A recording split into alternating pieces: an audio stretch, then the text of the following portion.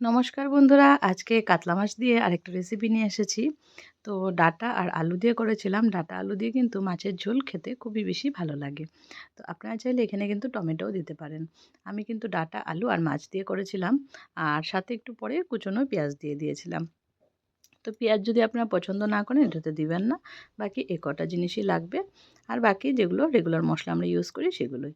তো প্রথমে মাছটাকে ধুয়ে পরিষ্কার করে নিয়ে তারপর তার মধ্যে নুন আর হলুদ দিয়ে দিচ্ছি। নুন হলুদ দিয়ে মাছটাকে সুন্দর করে ভেজে নেব। তো কড়াইতে সর্ষের তেল দিয়ে দিচ্ছি, তেলটা গরম হয়ে যাচ্ছে, এদিকে আমি মাছটাও মেখে নিচ্ছি। মাছটা মাখা হয়ে গেলে মাছটাকে আগে ফ্রাই করে নেব। তো আমি একটু হালকা কড়া করেই ভাজি, আপনারা যদি চান অল্প কমও ভাজতে পারেন। তো আমি এই যে মাছগুলো দিয়ে দিচ্ছি, এখন একটা একটা করে মাছ সবগুলো দিয়ে ভেজে নেব। এই যে দেখুন, মাছগুলো সব দিয়ে দিচ্ছি, দিয়ে উল্টে পাল্টে দুটো পাশই মাছের সুন্দর করে ফ্রাই করে নেব। এই যে দেখুন, সবগুলো দিয়ে দিলাম। আরও কিছুটা মাছ ছিল, সেগুলো মাছগুলো দিয়ে পেঁয়াজ দিয়ে দিনের বেলা ভাজা করে নিয়েছিলাম, আর বাকিটুকু মাছ রেখেছিলাম এই রেসিপিটা বানানোর জন্য। ডাঁটা দিয়ে কিন্তু মাছের ঝোল খেতে আমাদের ঘরের সবারই খুব বেশি ভালো লাগে। আপনাদের কার কেমন লাগে আমাকে জানাবেন। তো মাছগুলো উল্টে পাল্টে দুটো পাশে সুন্দর করে ভেজে নেব। কাতলা মাছ দিয়ে অনেক রকমেরই রেসিপি আমি বানিয়েছি, আর আমার চ্যানেলে দেওয়াও আছে, আপনারা চাইলে সেগুলোও দেখে নিতে পারেন। তো দুটো পাশই উল্টে দিচ্ছি সুন্দর করে, যাতে ভালো করে ভাজা হয়ে যায়। তো এই যে দেখুন, উল্টে দিচ্ছি। তো মাছটা ভাজা হয়ে গেলে আমি কিন্তু আলু আর ডাঁটাটাকেও আলাদা আলাদা করে ভেজে নেব। অনেকে কিন্তু একসাথেই ভেজে নেয়, আপনারা চাইলে সেভাবেও ভেজে নিতে পারেন। আমি কিন্তু আলাদা করে ভেজে রান্না করি, তার জন্য আমার এইভাবেই অভ্যাস বানানোর। তো এভাবেই বানালে আমার ভালো লাগে। তো আলাদা করে ভাজলে মনে হয় যে না, ভাজাটা ভালো করে হয়েছে, না হলে মনে হয় যে একটু কাঁচা কাঁচা থাকতে পারে। তার জন্য কিন্তু আমি সবজি দিয়ে কিছু বানালে আমি আলাদা আলাদা করে ফ্রাই করে তারপরেই বানাই। তো তেলটা আমি এখানে একবারে দিয়েছি, পরে যদি কমাতে হয় আমি কমিয়ে রেখে দেব। যেহেতু সবজিও ফ্রাই করব, তার জন্য আমি তেলটা একসাথেই দিয়ে দিয়েছি। তো মাছগুলো দেখুন ভাজা হয়ে গেছে। এবার মাছগুলোকে তুলে নিয়ে যতটুকু তেল ছিল ততটুকুর মধ্যে একটু তেজপাতা, একটা তেজপাতা আর একটু গোটা জিরে দিয়ে দিয়েছি। এই ফোড়নটা হয়ে গেলে এটার মধ্যে দিয়ে দেব আলু।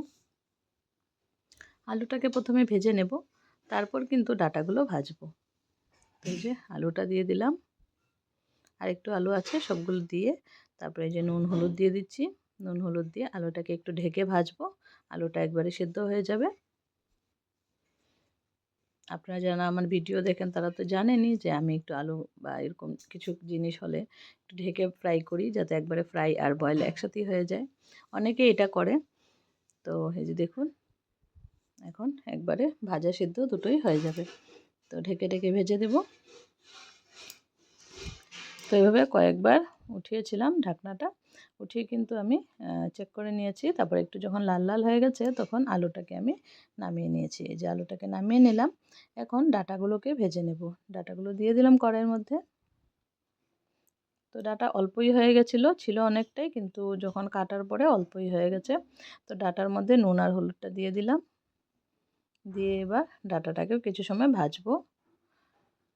ডাঁটাটা একটু নুন হলুদ দিয়ে ভাজলে কিন্তু যে ডাঁটার মধ্যে একটা জল জল ভাব থাকে, সেটা কিন্তু একটু কম লাগে, তখন ভালোও লাগে খেতে। তার জন্য একটু ডাঁটাটাকে আমি নুন হলুদ দিয়ে ভেজে নিচ্ছি। আপনারা এইভাবে একটু ভেজে নিতে পারেন, তাহলে ডাঁটার ভিতরে একটু নুনটা ঢুকবে আর খেতে কিন্তু বেশ ভালো লাগবে। তো এই যে দেখুন, নাড়াচাড়া করে নিচ্ছি। এইভাবে করে কিছু সময় ডাঁটাটাকে ভাজবো, তারপর ডাঁটাটা কিন্তু ভাজা হয়ে যাবে।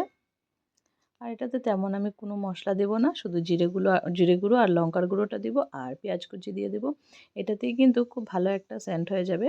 তো দেখুন, ডাঁটাটা ভেজে নিয়ে কিন্তু আমি তেলটা কমিয়ে নিয়েছিলাম, কমিয়ে নিয়ে এবার ভেজে রাখা আলুটা দিয়ে দিলাম। এটার মধ্যে আমি মশলাগুলো দিব, আর ডাঁটা আর মাছটা কিন্তু আমি একদম লাস্টে দেব ঝোলের।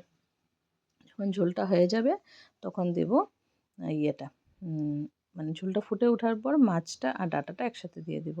এখন আমি আলুর মধ্যে দিয়ে দিলাম লঙ্কার গুঁড়ো, আর দিয়ে দেব জিরে গুঁড়ো। আপনারা ঝালটা বুঝে দিবেন। যতটুকু আপনাদের প্রয়োজন। তো লঙ্কার গুঁড়ো জিরে গুঁড়ো দিয়ে সুন্দর করে মিক্স করে নিয়ে তারপর কিন্তু আমি ঝোলটা দিয়ে দেবো। আমি কিন্তু একটু পাতলা ঝোলই রেখেছি, আপনারা আপনাদের মতে ঝোলটা রেখে নেবেন, কতটুকু দরকার আপনাদের সেই আন্দাজে দিয়ে দিলেই হলো। তো আমি সুন্দর করে মশলাটাকে আলুর গায়ে লাগিয়ে নিলাম, ভালো করে কষিয়ে নিলাম। এবার কুচি করে রাখা পেঁয়াজটা দিয়ে দিলাম। পেঁয়াজটা আমি একটু এন্ডিংয়ে দিলাম, এভাবে দিলেও কিন্তু সেন্টটা খুব বেশি ভালো হয়, ফ্লেভারটা খুব সুন্দর আসে।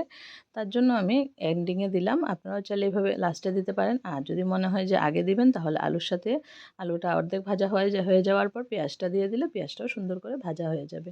আর এভাবে দিলেও কিন্তু হালকা হালকা ভাজা হয়ে যাচ্ছে, কিছু সময় ভেজেছি আমি, তারপর কিন্তু এই যে গ্রেভির জন্য ঝোলটা দিয়ে দিলাম।